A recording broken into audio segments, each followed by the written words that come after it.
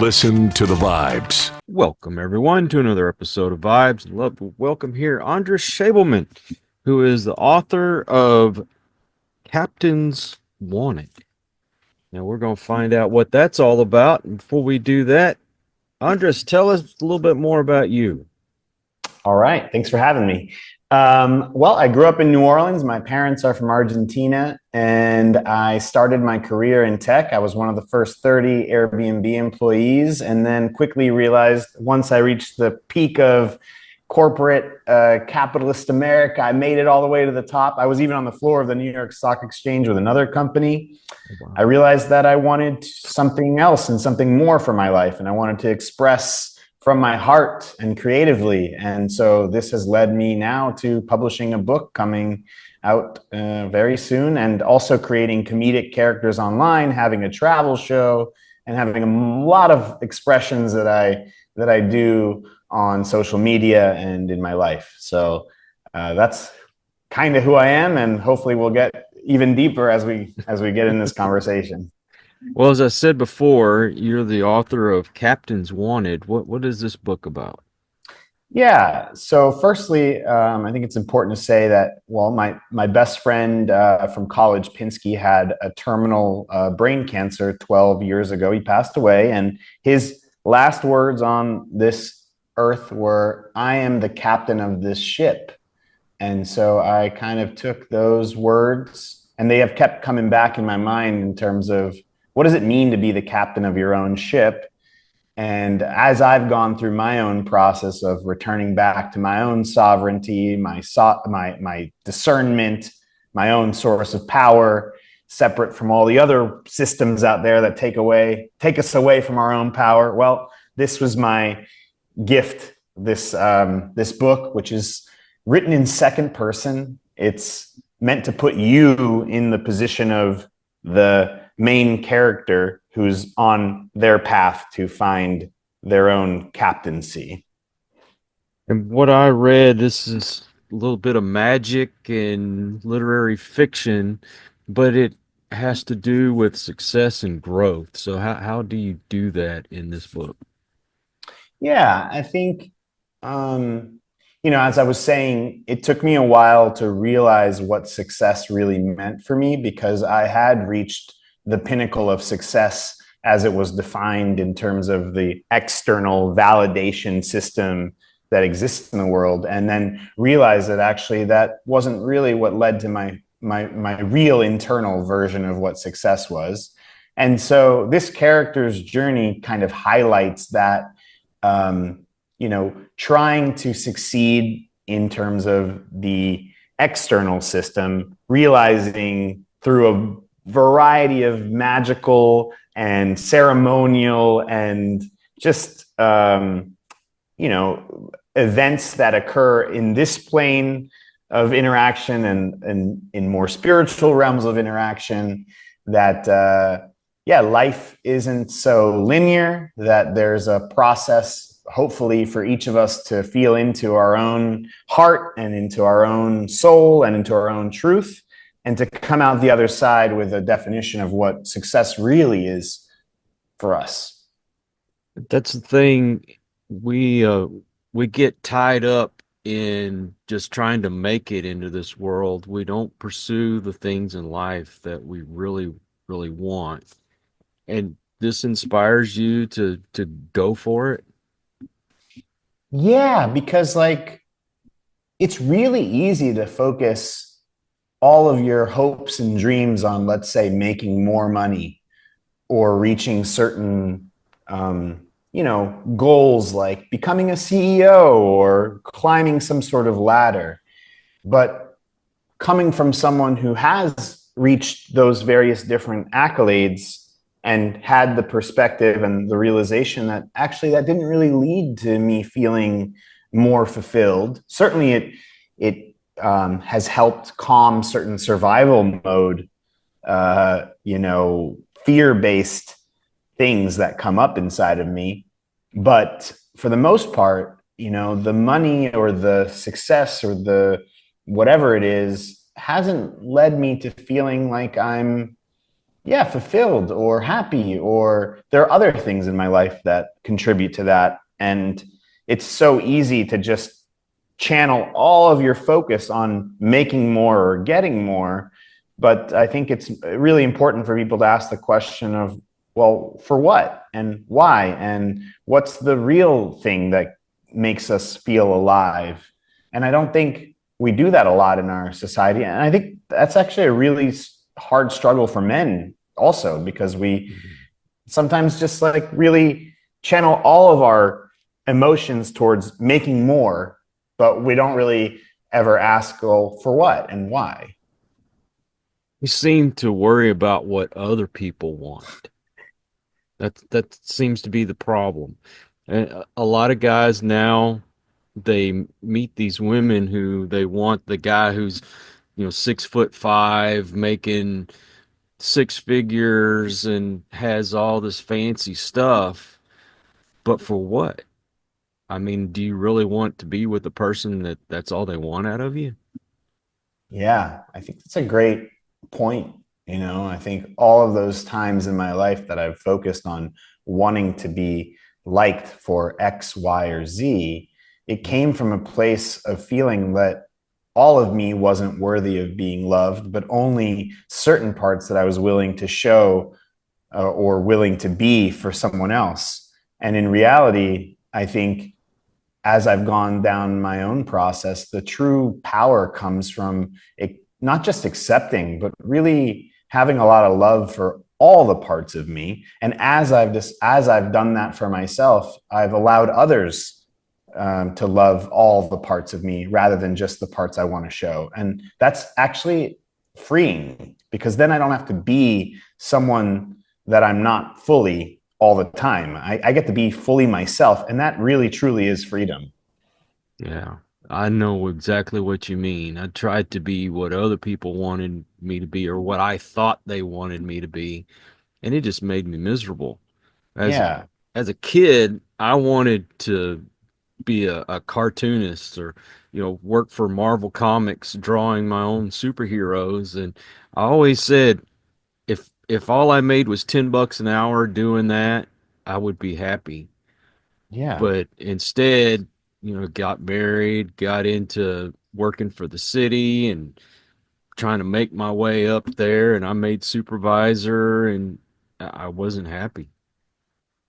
And how'd you get back to doing what you love? Well, that was kind of a fluke because I ended up with the spinal disease and I had to retire early. And I thought that I wanted to still be an artist. And then I got into doing this and I found out this is what I really love to do. And Mm. I have a friend of mine he's been a millionaire a couple of times. And well, I talked to him about this was my dream, but I need to make some more money to be able to do more with what I'm doing. And basically he was trying to shoot down my dream, Mm. and I realized I'm it's not about making money, it's about helping people. And Yeah. I make a little bit. I don't make a whole lot doing this, but I make a little bit. But when you get that message from someone saying you brought this guest on and they really inspired me, Mm. that makes everything worthwhile. And that's made me happy. That's beautiful. I also think it's interesting, with the spinal condition, how that kind of put everything in perspective too. And I've had experiences of my own that are sort of, I mean, I don't know, I tend to put them in a sort of spiritual realm, but I'm not sure if they are. But I've had situations that arise that force me to look at my own life with perspective and to really value the things that actually matter. And in one case, I was drugged in Colombia and robbed, and almost died. But it was truly the greatest lesson of my life, because at that time I had been overly identifying with the money. And then all of a sudden the universe comes and is like, nope, it's all going to be taken away from you and you could almost die. And actually, I haven't thought about the money since then. It's really been about how grateful I am to be alive and what I can do to learn from that that event and to put out my gifts into the world, more so than identifying with this thing that in the end, when push came to shove, I haven't really even thought about. It's funny. I mean, our situation. I have my retirement, and plus I get disability, and it's not an extravagant amount of money, but we pay the bills. We always have a roof over our head. We always have food to eat. Always got clothes on my back. My wife does very well at her job, and I get to spend more time with my grandkids. Mm, And plus I get to do this, and that has been so fulfilling. Whereas I could easily just lay back on the couch and watch TV all day, but instead of laying there, I know I just feel sorry for myself. And I don't need a whole bunch of money. What do I need a mansion for? What do I need big fancy cars for? I get from point A to point B, and I get to spend time with the family, and we have fun. And as long yeah, as all of our needs are fulfilled, I mean, it's great. I'm not putting down if you sure. want to have all that stuff, that's go for it. I just don't need it. Yeah. I think it's like I forget what the I think it was the movie Wall Street. I'm not sure, but they ask him like, "What's your number?" And what's the number that you need in order to be done? And he's like, he says more. And I think about that a lot, because I think if we don't have it clear what we actually want to live our life for and what our values are and what our purpose is, which is a really hard thing to get to, actually. I have a lot of compassion for people who struggle to figure out what their meaning and what their purpose is, because I don't think it's easy. But if we don't have that relatively clear, then we will just keep clawing for more and more and more without a real clear idea of the why. And, life is short, actually, and it will pass you by. And there's probably a lot less that you need in order um, to be really happy and satisfied and look back on your life and think that you did some really beautiful things. And I'm a Christian. Mm, And to me, God, if you, He will provide for you. And if you appreciate what you have, He's always willing to give you a little bit more. that's beautiful. Yeah, I think you know I don't encapsulate that idea with Christianity specifically, but it does resonate with me because I think when we are in the, it's like there's a abundance is an interesting concept because we think about it in terms of making more money often, but abundance really feels like a lush forest. And when things are flowing in that space, like when you're in a lush forest, it over time gets more lush. It grows more because you're in this like state of just flow and of greenness and healthiness. And when you are in that state, more seems to arrive. And and it doesn't come from so much effort. It just is a state that allows for that receivership that comes from being in that energy. That's how I frame it, which is I think similar in many ways to what you just said. What's sad is I know people who are making a lot of money, but yet their marriages are falling apart. Their their whole family dynamic is falling apart. And I look at my grandparents who they came up during the Depression, and they didn't have a whole lot, and they learned to get along with what they had, and they were happy and they stuck together. My grandparents always said I wanted to have a Mm, marriage like my grandparents had. mm, And in the end, I mean, my grandparents, they were very frugal. They didn't go out and blow a lot of money.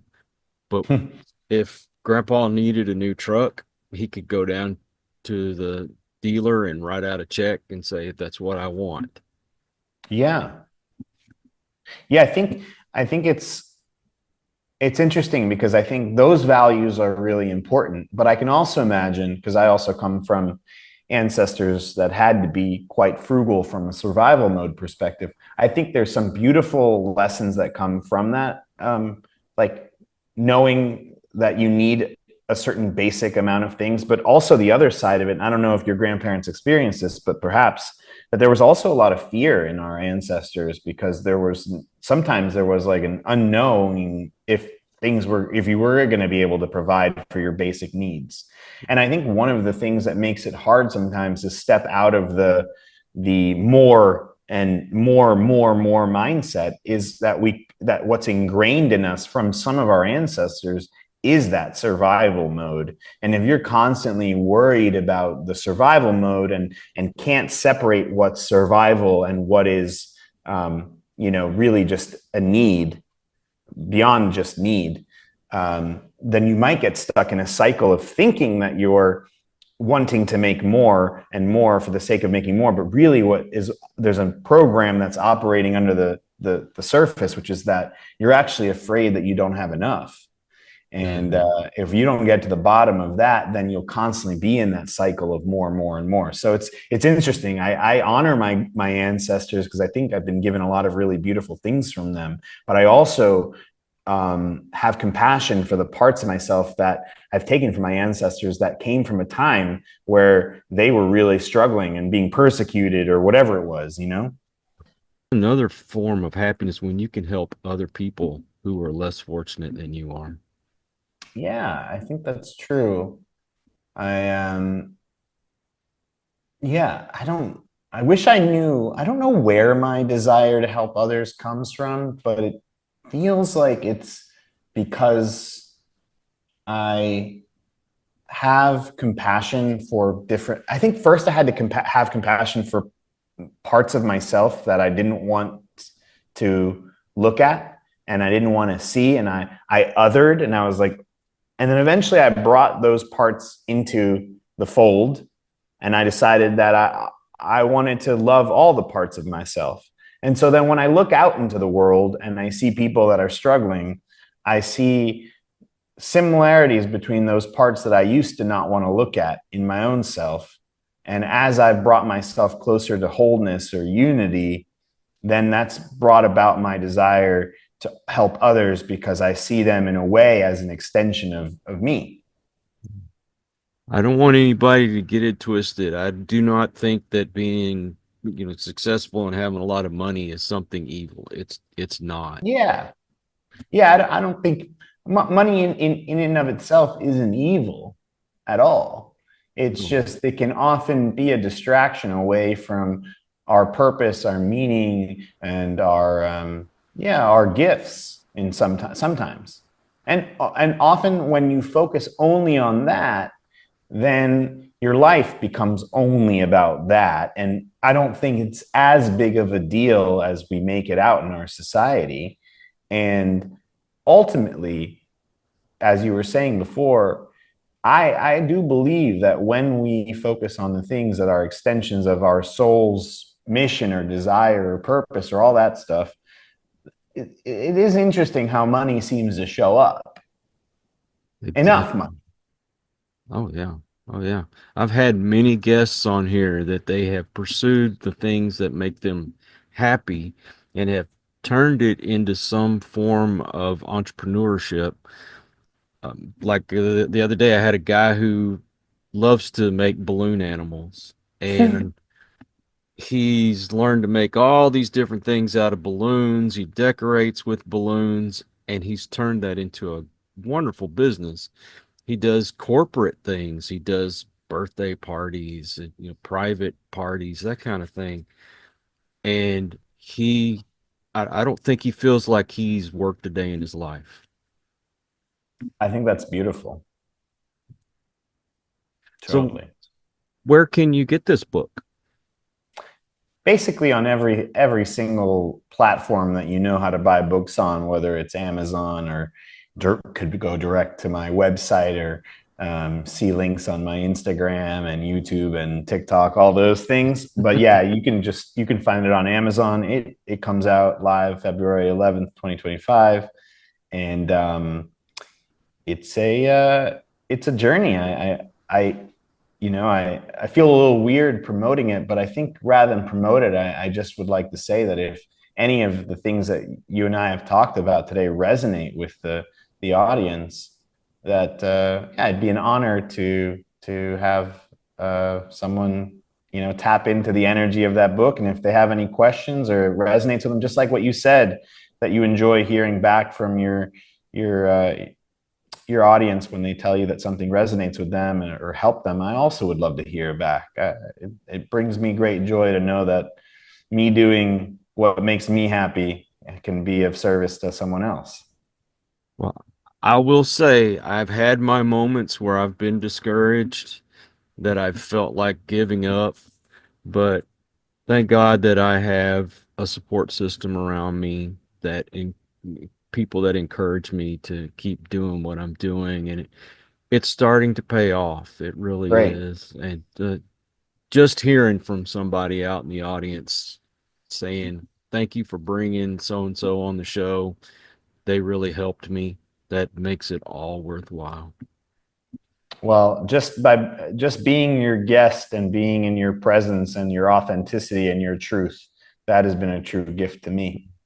Thank you. I appreciate you coming on the show, man. Thank you. Thanks you for having me. Of course.